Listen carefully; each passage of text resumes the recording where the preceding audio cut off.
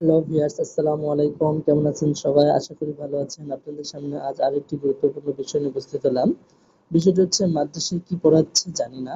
প্রাথমিক ও গণশিক্ষা উপদেষ্টা বললেন এই কথা। চলুন এই বিষয়ে বিস্তারিত জেনে নেওয়া যাক।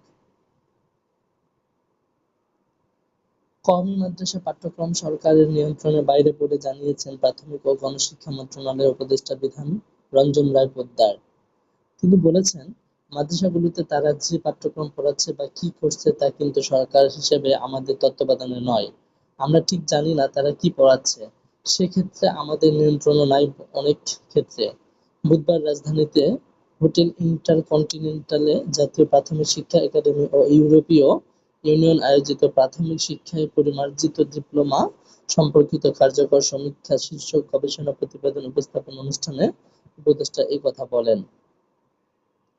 নাগরিকদের শিক্ষিত করে গড়ে তোলা ও সার্বজনীন করার লক্ষ্যে প্রাথমিক ও গণশিক্ষা মন্ত্রণালয়ের ভূমিকা প্রধান মন্তব্য করে তিনি বলেন, প্রাথমিক ও গণশিক্ষা মন্ত্রণালয়ে রয়েছে প্রত্যন্ত অঞ্চলে প্রাথমিক স্কুলের অবকাঠামো, সেখানে গ্রাজুয়েট শিক্ষক রয়েছে, শিক্ষকদের প্রশিক্ষণের ব্যবস্থা রয়েছে। সেই সমস্ত শিক্ষকরা ভবিষ্যৎ নাগরিকদের যোগ্য করে গড়ে তোলার জন্য কাজ করে যাচ্ছেন। প্রাথমিক স্কুলের শিক্ষার্থীদের ঝরে পড়া রোধ করতে পর্যায়ক্রমে খাবার বিতরণ কর্মসূচি চালু করার কথাও জানান বিধান রঞ্জন। বলেন, স্কুলগুলিতে সুন্দর ও আকর্ষণীয় করে গড়ে তুলতে হবে, যাতে বাচ্চারা আনন্দের সাথে লেখাপড়া করতে পারে।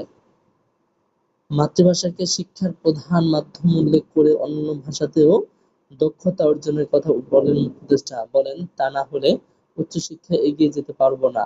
জাতীয় প্রাথমিক শিক্ষা একাডেমির মহাপরিচালক ফরিদ আহমেদের সভাপতিত্বে অনুষ্ঠানে প্রাথমিক ও গণশিক্ষা মন্ত্রণালয়ের সচিব ফরিদ আহমেদ, প্রাথমিক শিক্ষা অধিদপ্তরের মহাপরিচালক মোহাম্মদ আব্দুল হাকিম, ইউরোপীয় ইউনিয়নের head of development cooperation Michael কেজ্জাও বক্তব্য রাখেন।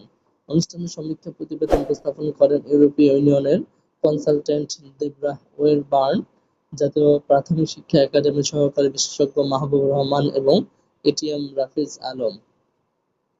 মন্ত্রিপরিষদ বিভাগ, জনপ্রশাসন, অর্থ, প্রাথমিক ও গণশিক্ষা মন্ত্রণালয়, প্রাথমিক শিক্ষা অধিদপ্তর ও প্রাতিষ্ঠানিক শিক্ষা ব্যুরো, শিশু কল্যাণ ট্রাস্ট, ঢাকা ও জগন্নাথ বিশ্ববিদ্যালয়, ব্র্যাক, জাতীয় প্রাথমিক শিক্ষা একাডেমি, জাতীয় পাঠ্যপুস্তক বোর্ড এবং প্রাথমিক শিক্ষক প্রশিক্ষণ ইনস্টিটিউটের পিটিআই ৭৫ জন প্রতিনিধি এতে অংশ নেন। হ্যালো ভিউয়ার্স, আপনারা যদি আমাদের চ্যানেলে নতুন থাকেন, চ্যানেলটি সাবস্ক্রাইব করে পাশে বেল আইকনটি বাজিয়ে দিন।